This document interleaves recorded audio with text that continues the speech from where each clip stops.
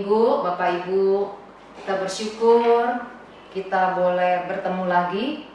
Kita juga bersyukur Tuhan memberikan kita kesehatan sampai hari ini, yang patut kita syukuri. Sekarang ini yang paling penting adalah kita boleh bertahan dan kita tetap diberikan kesehatan. Itu saja seharusnya membuat kita sudah bersyukur. Hari ini kita akan merenungkan satu kebenaran firman Tuhan. Namun sebelumnya mari kita berdoa.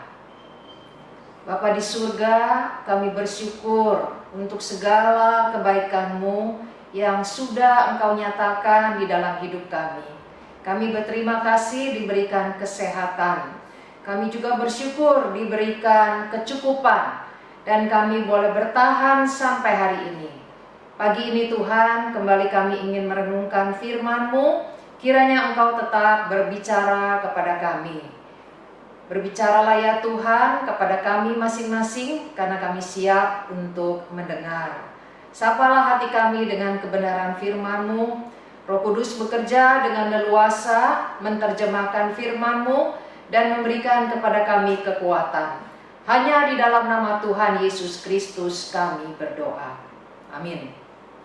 Pagi ini kita akan merenungkan satu tema, yaitu mata air berkat. Saya akan bacakan dari Yohanes pasal 4 ayat yang ke-14. Satu ayat saja, Yohanes 4 ayat yang ke-14. Tetapi barang siapa minum air yang akan kuberikan kepadanya, ia tidak akan haus untuk selama-lamanya.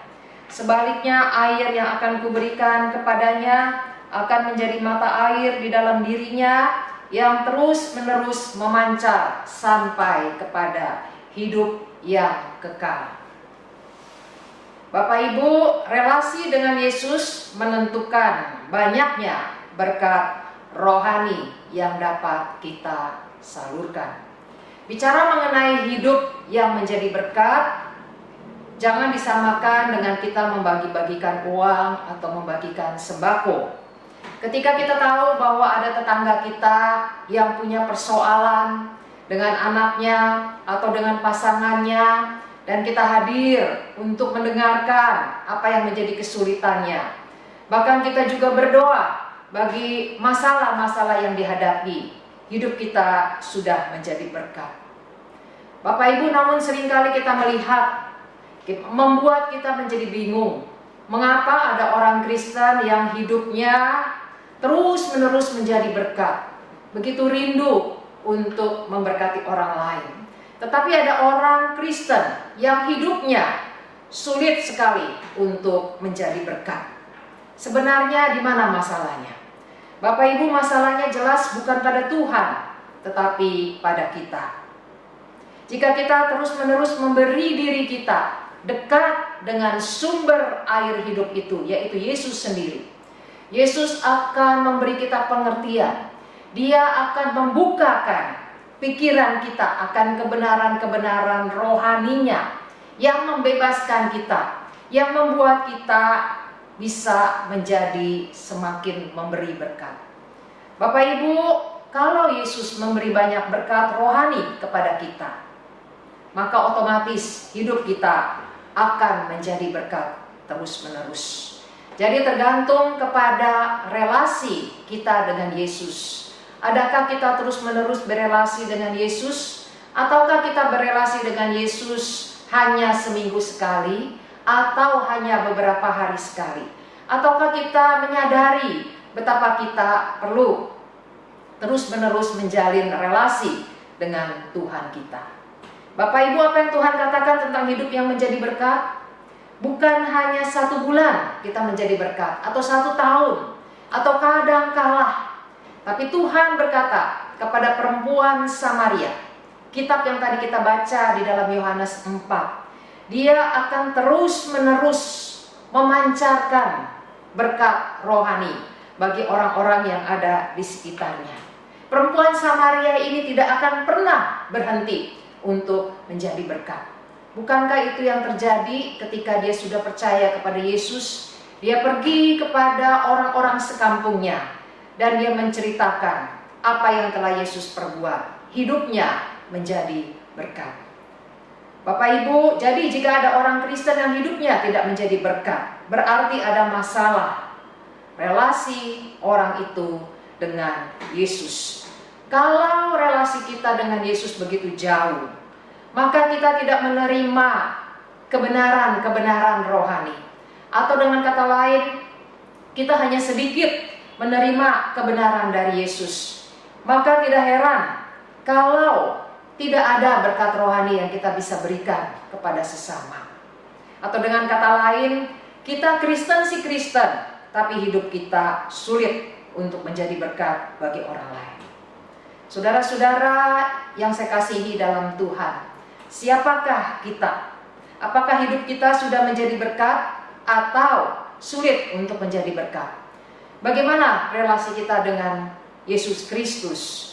Kalau kita merasa relasi kita dengan Yesus berjalan dengan baik, namun kita merasa kita tetap belum hidupnya menjadi berkat, maka ada kendala di dalam hidup kita.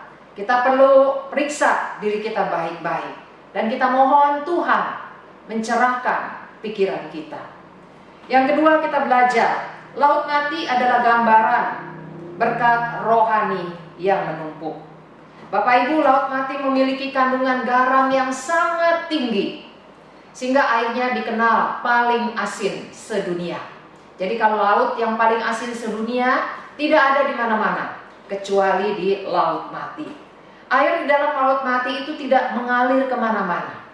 Jadi air di dalam laut mati itu makin lama makin sedikit karena iklim yang begitu panas, terjadi penguapan, dan yang ada adalah garam yang semakin banyak di dalam laut mati itu. Sehingga air di dalam laut mati itu menjadi asin. Bapak Ibu, laut mati seringkali digambarkan seperti gambaran orang Kristen yang hanya mau menerima berkat saja dan tidak mau memberi berkat. Jadi kita lihat Tuhan yang sudah memberikan berkatnya kepada kita. Berkat materika, berkat rohanika, Dia juga rindu kita mau menjadi saluran berkatnya. Bagaimana keadaan kita saat ini? Apakah kita seperti gambaran laut mati? Kita hanya mau menerima berkat dan kita tidak bersedia menyalurkan berkat Tuhan kepada orang lain. Yang ketiga, apapun kondisinya, tetap fokus pada relasi dengan Yesus. Bapak Ibu, memang tidak mudah untuk memutuskan bahwa hidup kita ingin menjadi berkat. Karena seringkali kita banyak menerima tantangan ataupun kesulitan dari berbagai pihak. Seorang pemuda dia ingin sekolah teologi, tapi ayahnya yang belum percaya kepada Tuhan keberatan kalau dia melanjutkan kuliah di sekolah teologi. Karena bagi ayahnya ini merupakan menyia-nyiakan masa depannya. Menjadi hamba Tuhan adalah mempunyai masa depan yang suram. Dan ayahnya melihat menjadi hamba Tuhan seperti orang yang tidak memiliki pekerjaan, yang datang ke rumah jemaat satu persatu berdoa, dan dianggap seperti orang yang tidak memiliki pekerjaan. Bapak Ibu, apa yang dilakukan oleh pemuda ini? Apakah dia tetap dengan keputusannya, sementara orang tuanya, khususnya ayahnya yang belum Kristen, keberatan untuk dia sekolah teologi, ataukah dia menunda?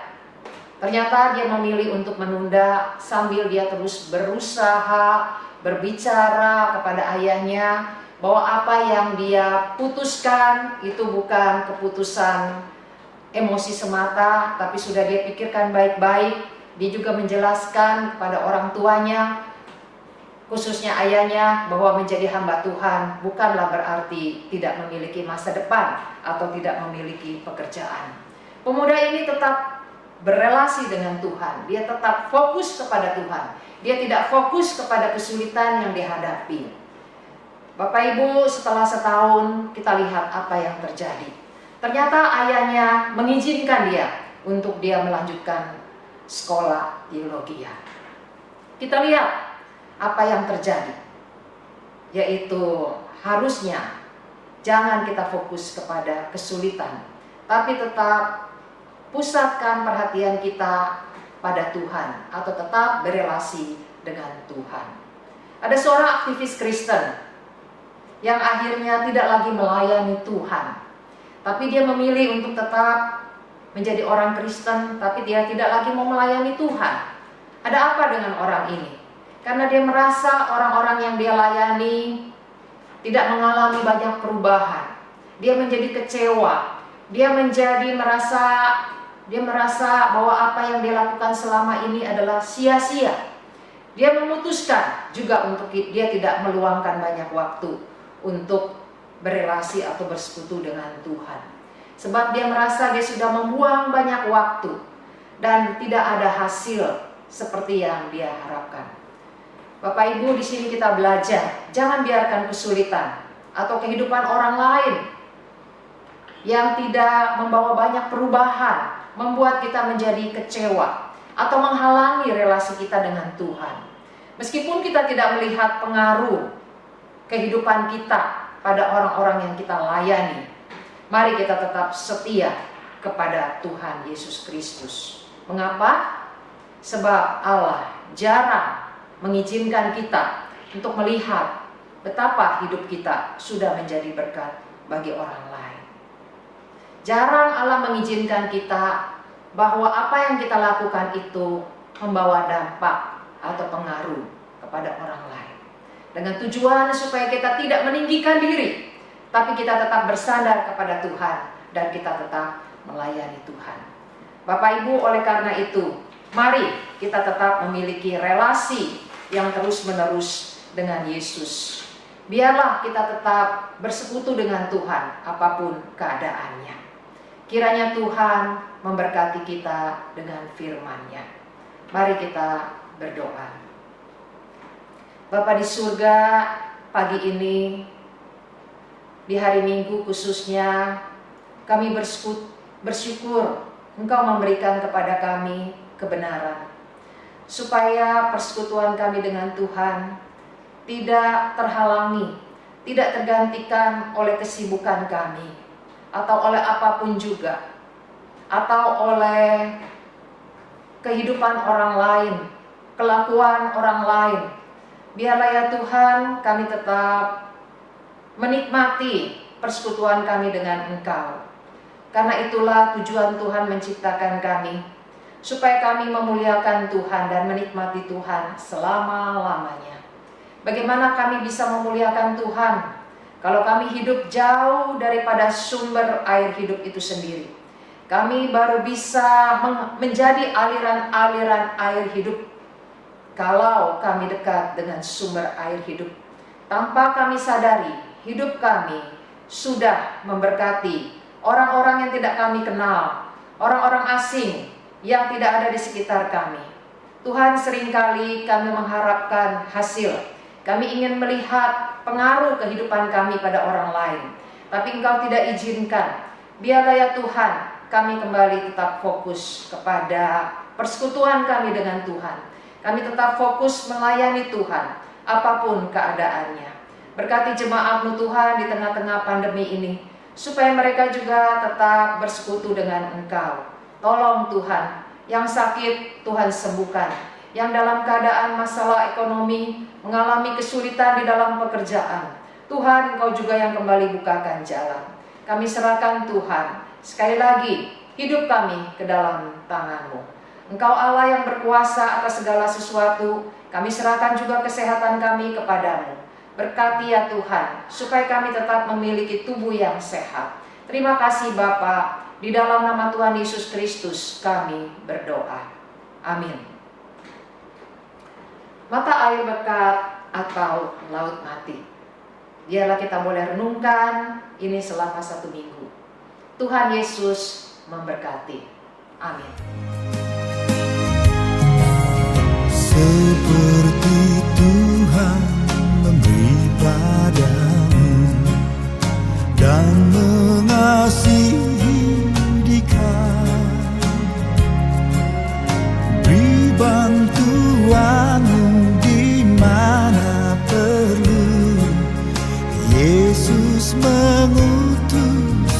Tuhan,